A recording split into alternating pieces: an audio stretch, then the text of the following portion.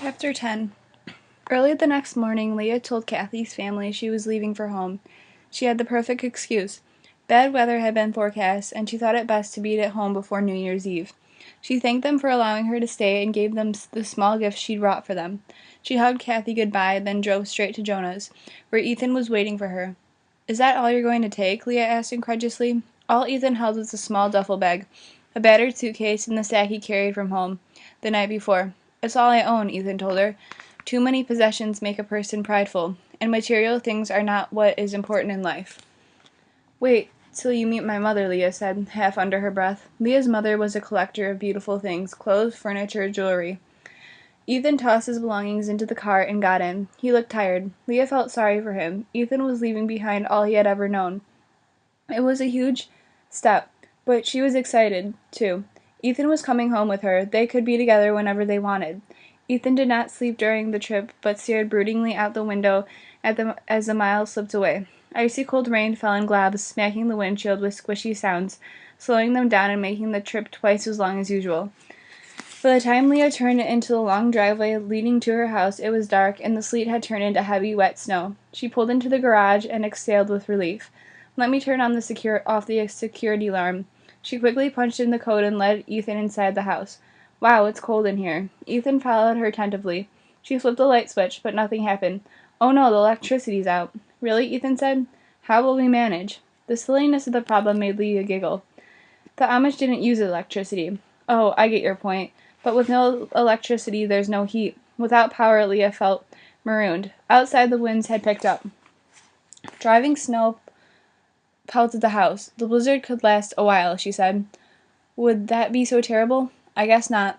Her mother and Neil wouldn't be home until late on New Year's Day, or later, if the roads became impassable. Still, they wouldn't be worried about her because they thought she was at Kathy's. 2 days alone with Ethan. Leah was certain she could handle it. "Do you have a fireplace?" he asked. "In the living room?" "Firewood." "In the garage." I will build you a fire, Leah." She found a flashlight, several candles, and a stash of matches. Ethan laid a fire in the stone hearth and lit it. Soon the flames danced and warmth seeped into the large room.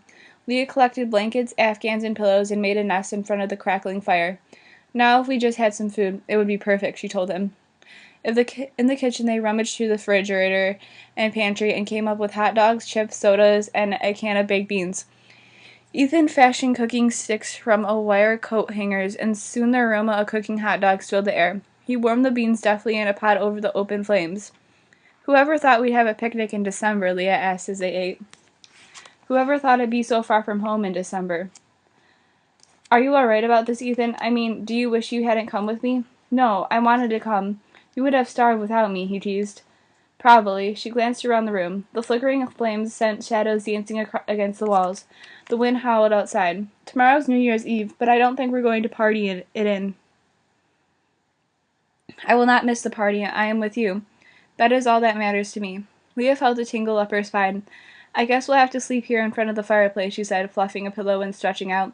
"We can do as the Amish do," Ethan said. "We can bundle." "How do we bundle?" "It's an old Amish custom, not always approved by parents and elders, but when dating, a boy and his girl will lie in bed together. They do not remove their clothes, but they spend the night in each other's arms." Leah's jaw dropped. "That is an Amish custom?" "Sex without marriage is forbidden," Ethan quickly added. "I guess so. But how doesn't bundling sort of doesn't bundling sort of invite trouble?" Ethan chuckled. "Winters are long and very cold. Amish couples do it to keep warm." Leah rolled her eyes. If any guy but Ethan had fed her such a line, she would have laughed at him. She thought that lying in bed with a person you love all night long, without going all the way, would be a temptation too hard to resist.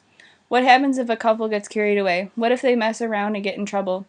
In a way, Leah found it embarrassing to discuss such ideas with Ethan, but the subject of bundling was so unexpected from the morally upright Amish, she wanted to know more. If a girl is with child, then they must confess their sin, before the entire church and ask forgiveness. "You mean they have to stand up in front of everybody and tell them if she gets pregnant?" "If that's the case, then maybe they should keep quiet and just get married." "They usually do marry," Ethan said. "Yes, they must still make a public confession." Leah made a face. "That's awful. It sounds pretty humiliating to me." "In God's eyes, sin is sin." It doesn't matter which of God's laws we break. Sinners must repent. Does everybody forgive them?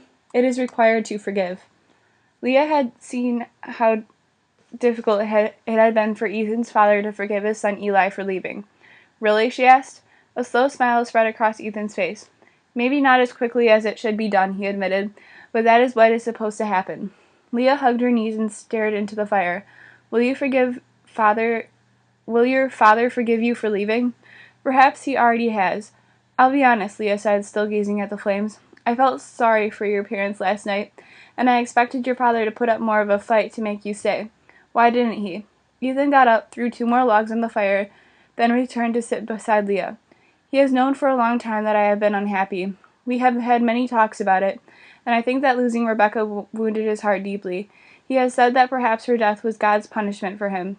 Leah thought back to Rebecca's funeral. Even then she had disliked the stoic, that's the way it is mentality of Ethan's family. She had been angry over Rebecca's senseless death. Her discussion with Ethan at the time had brought her neither understanding nor comfort. Did he mean he feels he's being punished over the way he treated Eli?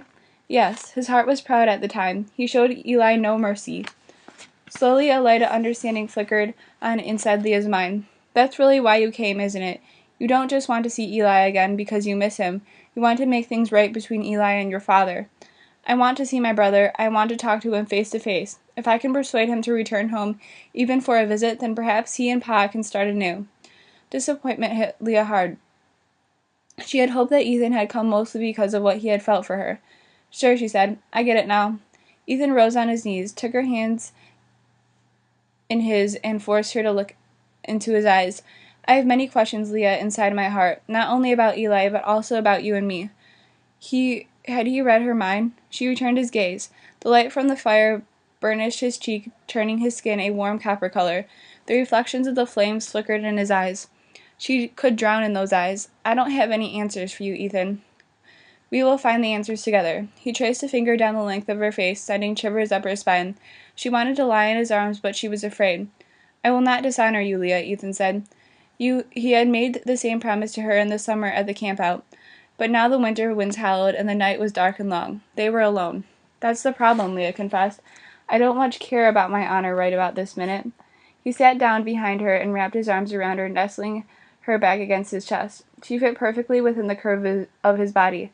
I love you, he said into her ear, and it is because I love you that I will do nothing to shame you. He made her feel cherished, respected. The strength of his embrace, the warmth of the fire, the softness of the pillows and blankets covering them, combined to make Leah's eyelids grow heavy.